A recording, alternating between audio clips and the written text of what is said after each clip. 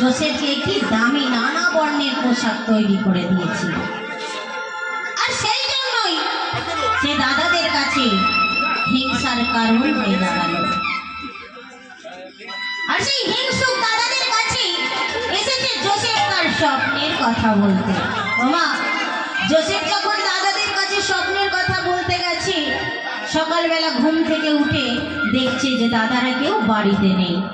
দাদারা সবাই মেষপাল চড়াতে বেরিয়ে গেছে।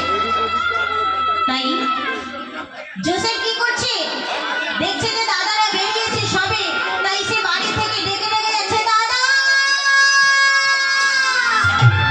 ও দাদা একটু দাঁড়াও। জোসেফ দাদা দাদা করে চিৎকার করছে। দাদারা তখন শুনতে পেয়েছে, সকালবেলায় জোসেফ দাদা দাদা করে ডাকছে কেন? বলছে, ও দাদা দাদা তুমি একটু দাঁড়াও না, বলি তোমাদের সাথে আমার একটু কথা আছে। দাদারা ভাবছে এই সকালবেলা কি এমন কথা থাকবে, ও ডাকছে যখন আমরা একটু দাঁড়িয়েই যাই। যখন জোসেফ দাদাদের কাছে গেল, বলছে, কি রে জোসেফ, এই সকালবেলায় আমাদের দাদা দাদা করে ডাকছিস, কি হয়েছে? বলছে, দাদা তোমরা শোনো না, বলে তোমাদের সাথে আমার একটু কথা আছে। বলছে, কি কথা আছে বল?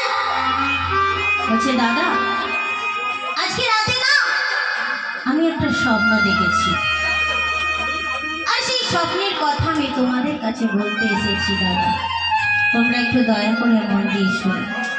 বলছে, কি আবল তাবল বকছিস, তুই স্বপ্ন দেখেছিস তো আমাদের জানার কি দরকার? আরে আমরাও তো স্বপ্ন দেখি, আমরা কি তোর কাছে বলতে যাই? বলছে, না দাদা শোনো না, বলছি তো এমন স্বপ্ন আমি কোনোদিন দেখিনি, তাই আমি সেই স্বপ্নের কথা তোমাদের কাছে বলতে এসেছি।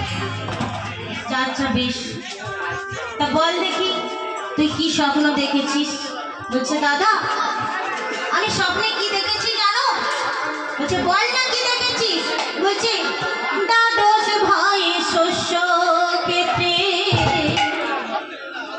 করেছি গমন।